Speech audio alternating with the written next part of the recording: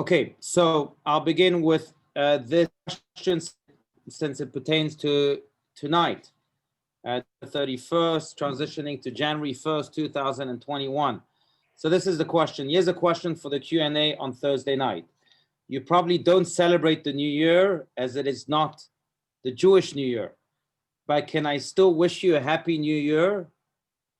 And if you don't mind, speaking of this New Year, as we all know, 2020 has been a terrible year for our world. Are there any blessings that you nonetheless see in it? Okay, so two separate questions.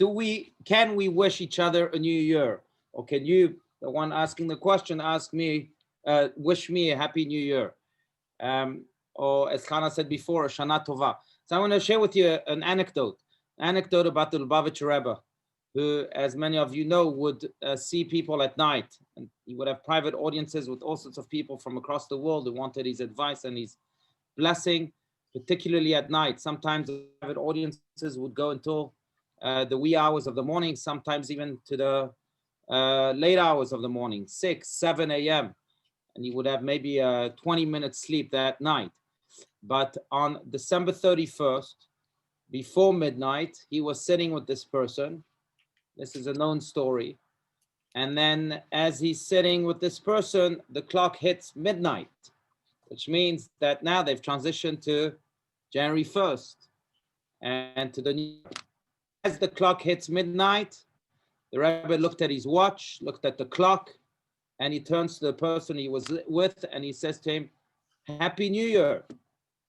And the person is stunned. Here is the great Lubavitcher Rebbe telling him Happy New Year. Just like you point out here in this question, we don't celebrate this year. We celebrate the Jewish New Year, which is based on the lunar calendar, not the solar calendar. So what was the Rebbe saying? And then the Rebbe explained himself.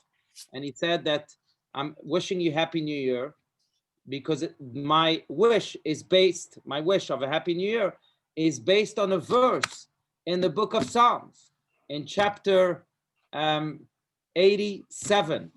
It says that Hashem yispor b'chtov amim.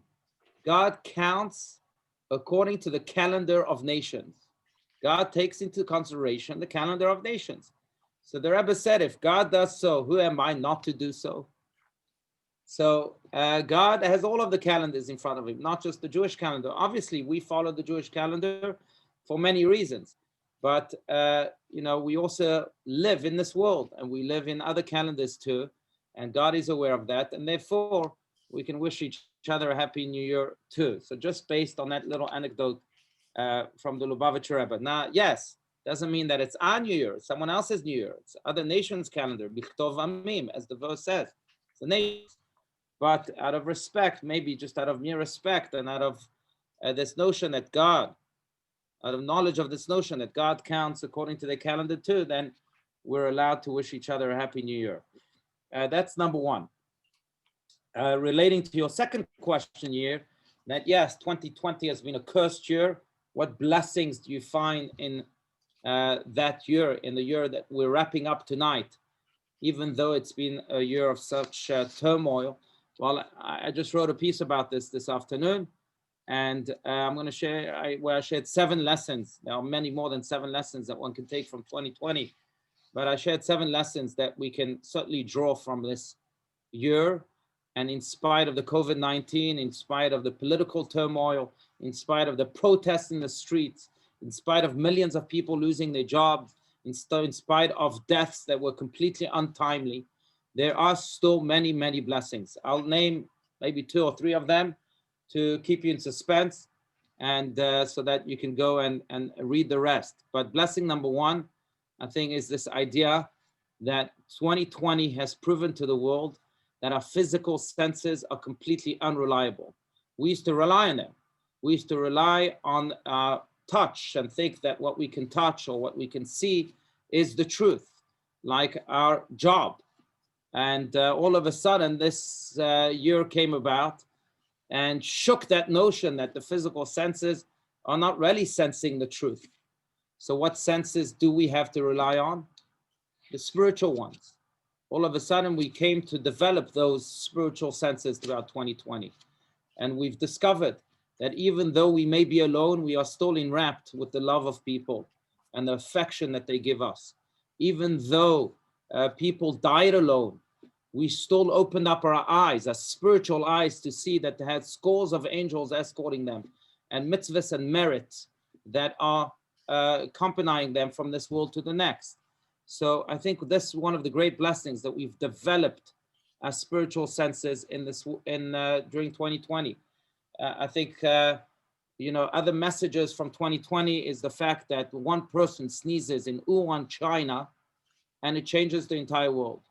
And if that's the case for one sneeze, even more so, it is the case for a good deed that is performed here in Scottsdale, Arizona. We underestimate what power that singular good deed can have upon the entire world. But it does, just like a sneeze has in Wuhan, China, so too a good deed anywhere else in the world can transform the world. Maimonides says so himself, that a person should see himself as if he can tilt the scale of the world with good deed. He can tilt the scale of the world and bring to it its ultimate redemption. And God forbid, with one bad deed, he can tilt the state of the world and bring to it ultimate destruction, as we have experienced this year. So that's another blessing that we ought to open our eyes to. And I wrote 7 of them, so I'll just share those 2, and you can be in the newsletter also tomorrow, and you can explore the others. And of course, I encourage you to come up with your own too. There are, as mentioned, many more than 7. That's that first question. The second question is as follows. Dear Rabbi, can you please explain how Abraham came to naming his own son Yishmael, and from that son gave rise to the Muslim people? Or am I mistaken about that? So, speaking about Ishmael, the son of Abraham, indeed, Ishmael was the son of Abraham. Abraham was not the one who named Ishmael, Ishmael. In fact, it was the angel of God who named Ishmael, Ishmael. The story in the Torah is that Hagar was the maidservant of Abraham. Sarah was Abraham's wife, and Sarah did not get along with the maidservant, Hagar. And at one point, God said to Abraham, well, whatever Sarah tells you to do with this maidservant, you should listen to her. And Sarah told Abraham, well, kick her out. I can't stand her guts. So Abraham kicks her out. And she's all alone in the desert, and she's sad and depressed. And an angel appears to her and says, do not worry, Hagar, because you will go back to Abraham and you will have a son, and that son will be called Ishmael, because Ishmael means that God listened to me. Shama El, God listened to me. God listened to my cry. And indeed, that's exactly what ends up happening. She goes back to the house of Abraham. She has a son with Abraham, and she names him Ishmael, as the angel had asked her to do. So it wasn't Abraham naming him Ishmael, but it was really the angel. Now, whether Ishmael is the forefather of the Muslim nation, that's a good question. There is reference to it in the Talmud that speaks of the people to the east of the Red Sea as the people that are descendants of Ishmael. Muhammad, of course, the father of the Islamic religion, he himself testified on himself that he's a descendant of Ishmael, Muhammad bin Abdullah. And there is a lot of evidence to support that. So it could very well be that there are indeed descendants of Ishmael. Whether there's mention about that in the Torah, no. But I will mention this, and that is that the Midrash speaks how Ishmael eventually married a woman from Egypt that was chosen by his own mother, Hagar. That woman was named Fatima. Fatima. Now, Fatima is a common name in the Arab world. And we see that, therefore, they don't just name themselves based on who they thought was their prophet, Muhammad, but also much before that. So they themselves have traced that lineage all the way to Ishmael and his wife, Fatima. So anyway, I can't speak more about the evidence. I'm just not aware of any other evidence that there is to that direct lineage between Ishmael and the Arab nation, but there certainly is room to think that way, and there are pieces of evidence that can help support this case. Now we'll just say one thing about Ishmael, and it's not connected so much to this question, but I think it's one of the great educational lessons that we ought to learn from the story of Ishmael. Hagar, as mentioned, was expelled once from the house of Abraham, but she was expelled the second time after she bore Ishmael.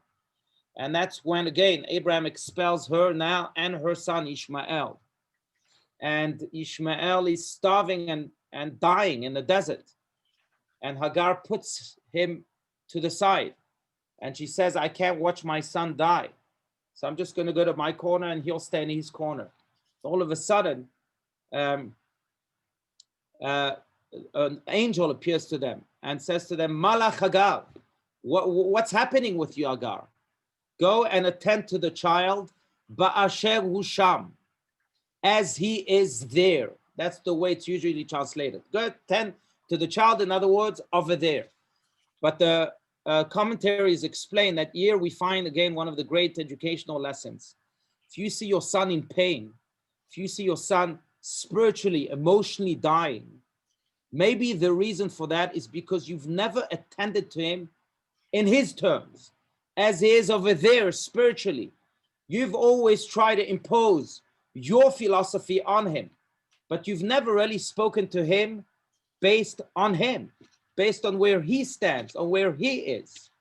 The only way you can rescue your child then is put yourself in his shoes. Speak to him in his terms. If he likes baseball, speak to him baseball, even though you can't stand baseball. If he likes A, B, and C, and you like X, Y, and Z, then go to A, B, and C. And once you'll be able to relate to your child on his terms, that's when you'll be able to pull him out of his spiritual starvation and truly rescue him. In any case, that's an important lesson, one of the many important lessons that we can learn from Ishmael and his story, since we already brought it up. Next question. So, Shalom, Rabbi, an observation that we often share with one another with exclamation is how time flies. But where does the time go? With the secular new year upon us and another year behind us, I was hoping you could share with us thoughts you may have on how we can slow down the clock, so to speak. Of course, we must always enjoy each day to its fullest and savor the moments. But how do we do that? And beyond that, do you have any other tips on how to make a day feel as long as it did when we were children? It seems one day we are children ourselves, and the next day we have grandchildren and too many doctor's appointments. I'd like to slow down the remaining years Hashem still has in store for me. So I have good news and I have bad news. The good news is that the years don't slow down, and they just simply can't slow down. In the words of the Chafetz Chaim, and I think we've mentioned this in the past, Chafetz Chaim, Rabbi Yisrael Kogan, compares life to a postcard. And he says that when you write a postcard, when we used to write postcards, we don't write postcards anymore. Then at the very beginning, we think that we have all the room in the world. So we write with big letters. And when we start getting to the end, we realize, gosh, there's no more room. So we squeeze in, the letters as much as we can. We make them much smaller, and then we go to the edges and try to fill up every other space we had. But that's life. That at the beginning, we think we have so much time, and therefore maybe we take it slowly.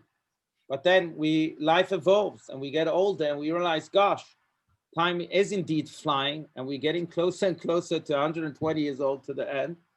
And we have to try and squeeze in as many things as possible. So the bad news is that it doesn't really get slower. It gets, in fact, in a way, faster. But the good news is that it also gets better. And it gets better because of the experience that we have, the wisdom that develops through that experience. But it also gets better because if we can have this realization that indeed there's not much time, and therefore we should live a purpose-filled life where we have to give our whole self to our purpose. Because again, there is no time. Then when a person lives a purposeful life, I think he lives a happier life. I think happiness is a direct uh, realization of one's purpose. Self-fulfillment and happiness to me are synonymous. And when we fulfill our purpose, that we live more happily. So the good news again is that it is a better life, but or happier life. But I will mention what Rabbi Steinsaltz told me many times, and he says that many people think that when they get to an older age, that's when they can take it easy, and he feels the exact opposite. Feels that he has so much to accomplish yet, that he has to speed it up and he has to add more and more and more and more. And he told me that he learned this from the Lubavitcher Rebbe, mentioning him again. And it's amazing that when the Lubavitcher Rebbe turned 70, they had a big Farbrengen in his honor. And the Rebbe then launched an attack, really a blistering attack on the word retirement. And he explained how Judaism simply does not believe in retirement. It doesn't mean that you can't retire from your job, but you can't retire from life. And if you do retire from your job, it's to use your strengths in different ways. Now, the Rebbe then also, in order to make his point, he said, therefore, I'm not slowing down. I'm only going to increase my job, and I'm going to ask everyone yet to help me open up 71 new Chabad centers. Since I'm in my 71st year, 71 new Chabad centers across the world. And I'll pay at least 10% of your expenses if you do so and if you join me. And that's what he did. And in the end, I think there were close to 100 that were opened up by his 71st birthday. But again, he proved what Judaism really believes in, and that is that the older you get, not only do you realize that there's not much time left, and therefore you have to fill those days with as much purpose as possible, but also the older you get, the more experience you have had, the more wisdom you therefore have. And why allow all of this experience, all of this wisdom that younger people do not have, go to waste? It's a waste of God's blessings to you. So that's in a way to relate to that. It doesn't really, we can't really feel like children anymore. We have all the time, but we can live more purposeful lives, and that in of itself brings tremendous happiness. I hope I answered the question. Okay, next question. So, dear Rabbi, this is an interesting question. Why does it seem that religious Jews are scared of dogs? I live not far from the religious area in Phoenix. I guess the Jewish religious area in Phoenix. That's probably referring to 7th Street in Maryland, where there are quite a few religious Jews. And whenever I walk past them with my dog, the kids hide behind their parents in fear. Is there some curse on dogs?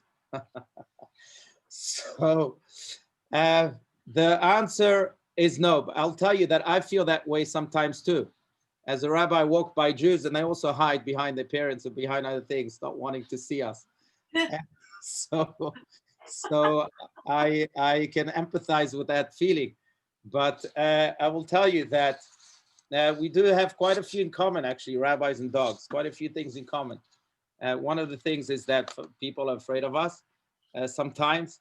And the second thing is that I think that the more you get to know rabbis, I would like to believe, the more you realize, oh, they're not that scary anymore. Same with dogs. The more you get to know dogs, the more you realize, oh, they're not that scary anymore. I actually like them. But speaking of whether there is a curse on dogs, as you asked here, no, there's no curse on dogs whatsoever. I think it's a cultural thing. I think that, religious families have many children and they don't need yet another headache at home. So not a headache, but another thing to take care of at home. So they don't have dogs. I think also, maybe halachically, there are instances in which we can have animals in front of us, like when we pray, or like, when, when we say Shema, or we just washed our hands before eating bread. You have to make sure that your hands remain clean. So you don't want to have a dog next to you.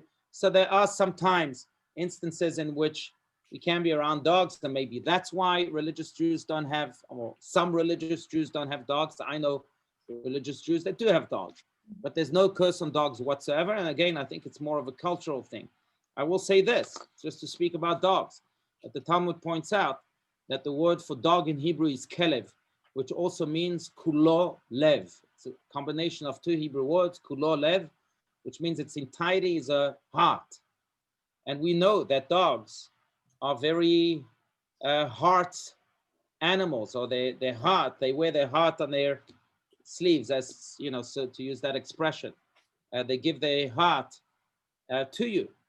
And I think that, you know, once people realize that, then they actually are not afraid of dogs, but they connect quite deeply with dogs. So there's no curse on dogs. Okay. All right, next question. All right, dear Rabbi, as you know, my wife is pregnant and we have started discussing names for our baby. She wants something traditional, but I want something more modern. What does Judaism have to say about name giving? So it's a great question. First of all, just as a side note, I know people say that they want modern names. It's important to keep in mind that you're giving a name not just to a baby, but you're giving a name to a teenager, you're giving a name to an adult, you're giving a name to an old person too. That name your baby will have until 120. Your modern name today might sound very modern, but in 10 years from now, be completely outdated, or 20 years from now, and then your child will suffer from that. So just keep that in mind, because people like modern and let's be cool and this and that, but I know people who regret the names that they were given. So that's just as a side note. But what does Judaism have to say about name giving? So actually, there are very clear references about name giving. One reference is from Rabbi Luria, the Arizal, the foremost Kabbalist of Tzfat in the 16th century, who taught that when parents decide to give a name to their child, it's not them giving the name to their child. It's God speaking through them that's giving that name to their child. They are endowed with this prophecy, that's how he calls it, with this prophecy that whispers to them the name that they should give to their child. Now, why does God get involved in such a clear and blunt way? Again, Rabbi Yitzchak Luria explains that's because the name of a person is his source of life. It's what gives him that energy, that spiritual energy. And therefore, God has to get involved so that the person can have a name that gives him the energy that he needs, the life that he needs, the tools that he needs to be able to accomplish his mission in life. Very often, it's interesting, but very often we don't realize this. Our parents surely didn't realize this when we were 8 days old, if you know, that's the time we name our baby boys, or 0 days old, because that's the time, that's when we name our baby girl. It's interesting to note we should name them as quickly as possible, the daughters. And since the baby naming takes place during the Torah reading, so it should take place on Monday mornings, Thursday mornings, or Shabbat mornings. But going back to that point, it's interesting to note that very often there's a deep correlation between the name of a person and the personality that he or she has. I would challenge you to think of your Hebrew name and the name that you were given by your parents, and see that there are quite a few similarities between that name and who you are as a person. And again, that's because it's not them who gave your name. It's God and God's prophecy that gave you your name based on the person you are. That name, again, is your life force, and therefore God chooses it for you, not necessarily your parents. It's God speaking through them. And that's why, by the way, when a person, God forbid, is very, very, very sick, there is a custom to add a name to that person. Sometimes the name that is added very often is Chaim, for example, life, because we again believe that names are what gives us life. And if we give the name life, then hopefully we hope again that life will be added to the person who's sick. So names are not to be taken so loosely, and we ought to really again think very strongly about the names that we give our children, and almost become in tune to that prophecy that is bestowed upon us. I will say this, that very often, I just want to make this point, very often, it's very hard for parents to choose names. And sometimes it's easy. Sometimes they choose relatives. And I believe that that's also a prophecy. And maybe it's a sign that the soul of their relative is continuing to live through this new baby. But sometimes not. And what I would encourage parents to do is to not ask their rabbi, because again, God gives prophecy to them, not to their rabbi. And to not ask someone else, their best friend or their uncle or the grandparent.